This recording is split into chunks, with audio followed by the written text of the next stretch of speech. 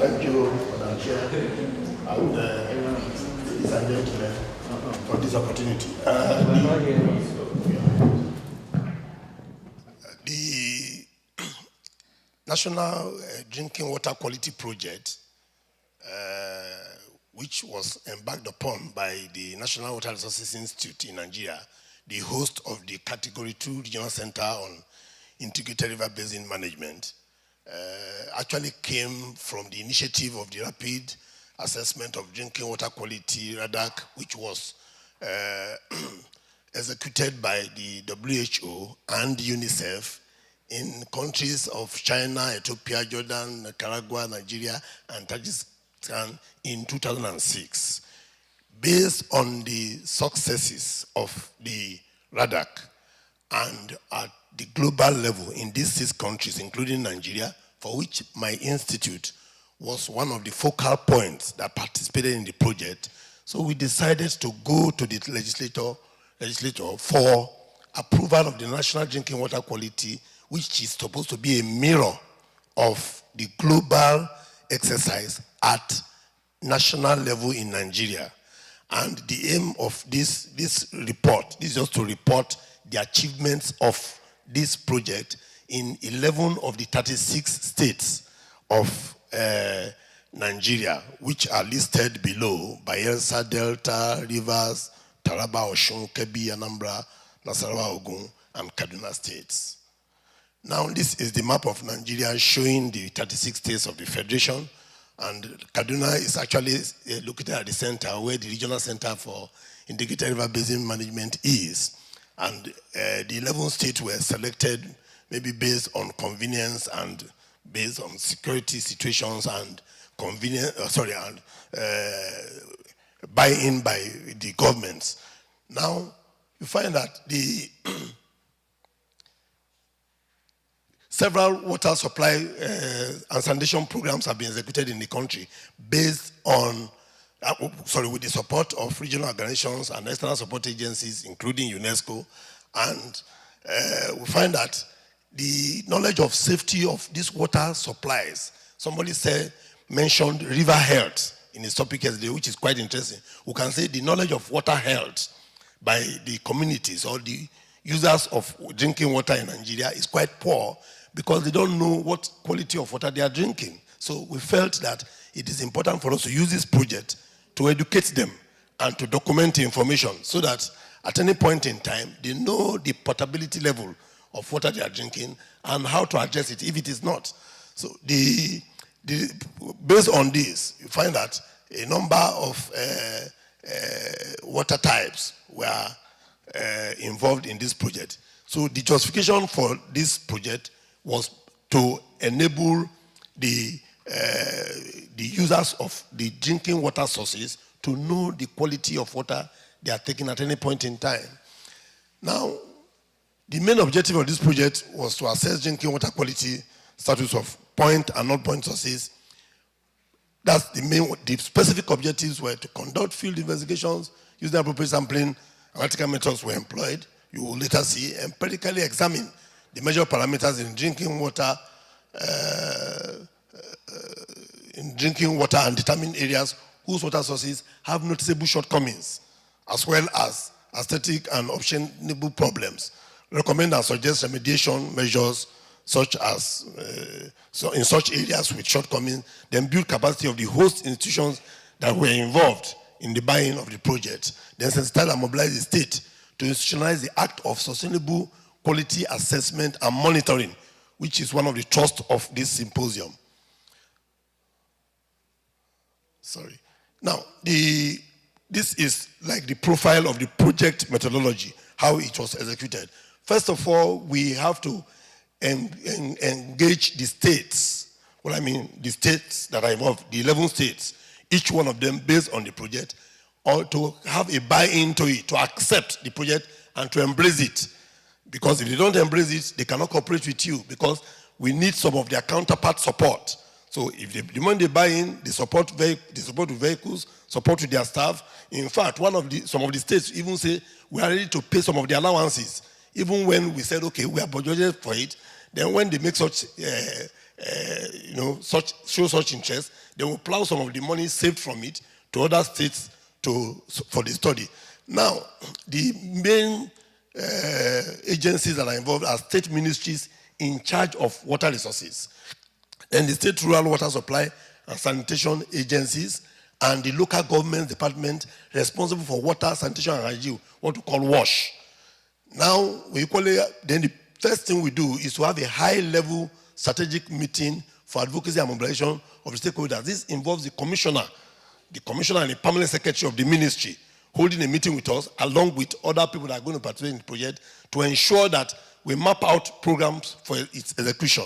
And with such high-level meeting, even all those that are going to participate in the project, they already get sensitized and they are serious with it. Because if their leaders are serious, they see that they have no option than to support it.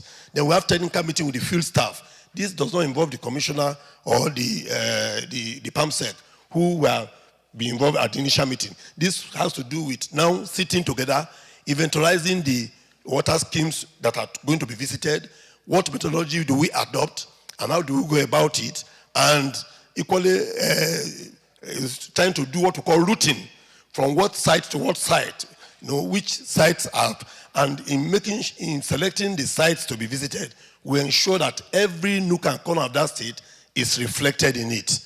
Then the next one has to do with field exercises and laboratory analysis. Some of the parameters we measure on the site that are environmentally dependent, for example, pH, temperature, turbidity, etc., which can change with the environment. So we have hatch kits that we go with. So we sit down and make such plans before going to the field. Then data collection, analysis, and report writing. Then after which we have to have an internal seminar within the institute to consider the results of the investigation before convening the stakeholders meeting to consider the results and approve it before it is formally published to indicate the status, the statewide status of water quality in that state. Now, these are the sources that are investigated. We have motorized boreholes, including solar-powered, hand pump boreholes, protected yards to public dug wells, treatment water in reservoirs, water for public standpipes in towns and communities. Then water from protected springs, not an open spring, a spring that is protected for which human impact is limited and can be studied. Then sampling protocols are normally in line with international practices and standards. AFA and our domesticated water quality standards. We use it as guideline for sampling protocols. All environmentally unstable parameters, like I said before, are measured in the field to avoid errors. Then we have black samples that we engage at the field to ensure that there's integrity in analysis. Although laboratories that are only accredited by NAFDAC, what we call NAFDAC is our national agency that regulates food and drugs. Only those laboratories that are registered by them and accredited chemists or biologists, microbiologists and biochemists who are managing the laboratories are the laboratories we engage for this analysis for integrity's sake, so that the stakeholders will have some confidence in the job you have done and in the report that you are publishing for their use. Now, these are the measured parameters, standard measured parameters that were used in the 11 states. And they range from physicochemical and microbiological. The microbiological are fecal, so it's okay, my time.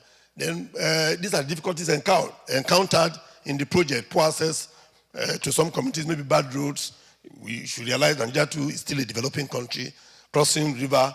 For me, I find it difficult to travel by boat. That's what we did that day. My heart was in my hand because I'm not too used to water, because I come from a dry land somehow. Now, non-functioning of selected water schemes, laboratories that are to be used in the project, some of them are far. You have to transport your samples and make sure that you work overnight to see that you be able to do your microbiological tests. These are some of the problems. Then poor funding or lack of funds. Now, results and discussions. The results are equally analyzed and compared with the national drinking water standards as well as the WHO standards, at least for integrity's sake. And this is just like a summary or a table showing some of the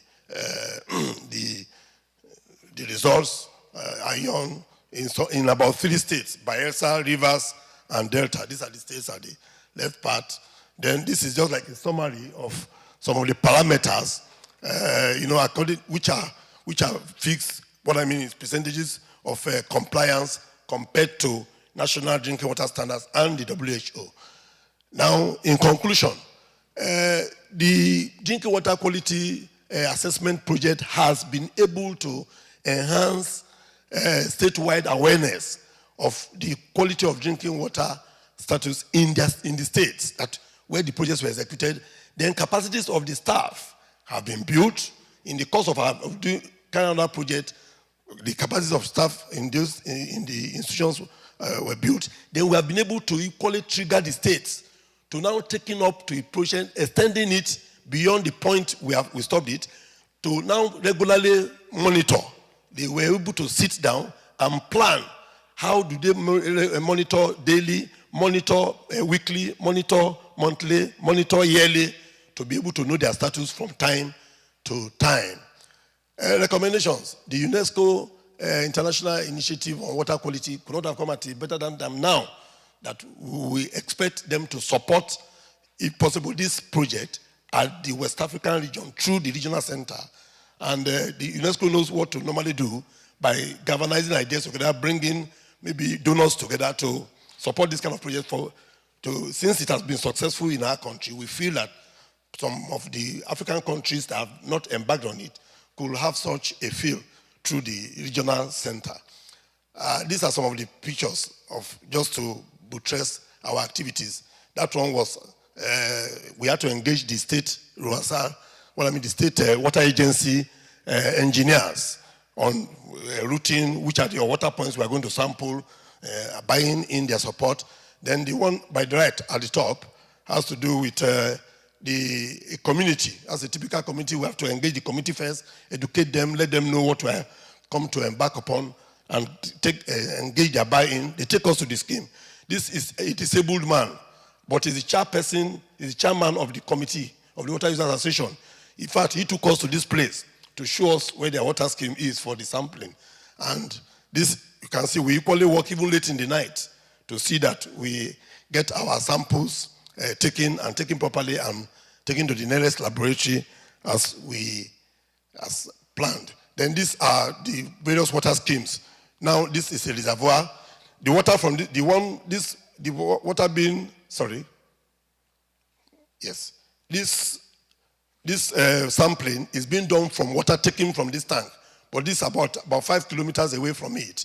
Then this is an independent, a privately owned motorized scheme.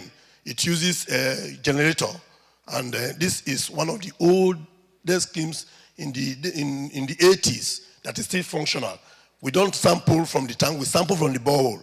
So here we are trying to dislodge the wellhead to see that we get access, we get water from the borehole direct in sampling, and not from the one that has been pumped to the tank, except the one for surface water that has been treated that we sample that way.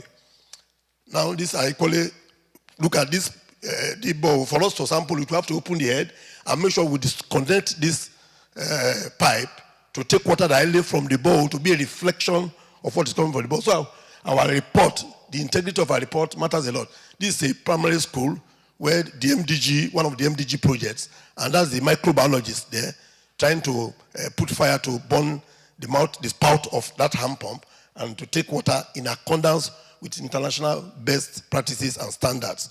This is a typical standing pipe that takes water from a municipal water treated from the other tank I showed you earlier. We have to go climb this tank to take water from this tank. Yes, Madam Santura, I'm almost through. Then these are just other pictures showing, because we take the opportunity of this project to equally carry out what we call water safety plan, teaching them how to maintain sanitary around their conditions, and if there are leakage points, we report it during the debriefing when we go back to the commissioner or to the permanent secretary to tell him the progress of our project and what are the steps forward that the state needs to take to make sure these are bad roads. You can see we got to that bridge, we couldn't cross, but we had to, with the dexterity of the driver, we were able to cross at all to get to this community where we had the, where we had the sampling. Now, finally, let me acknowledge UNESCO for inviting us to participate in this program, and equally Kyoto University and the Biwa Environmental Research Institute for co-organizing this very important symposium, which is coming at a very good time where the whole world is looking forward to safe drinking water for its populace. Thank you very much for your attention. I'm grateful.